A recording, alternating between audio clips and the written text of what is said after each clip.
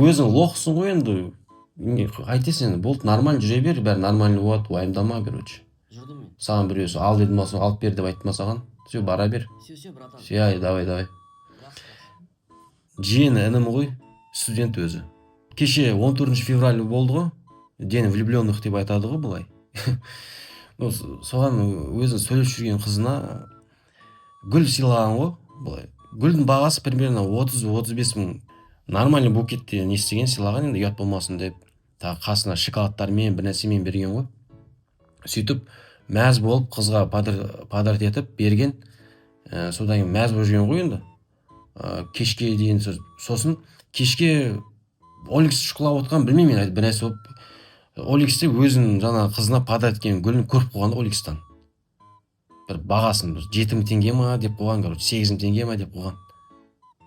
Сөйтіп настроениесі болмай жүр да, не істерін білмей.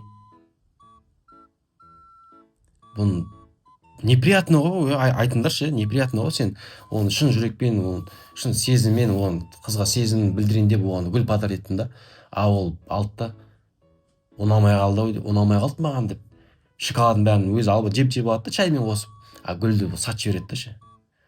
Түсінбеймін соны, не олай істейсіңдер, мен түсінбеймін.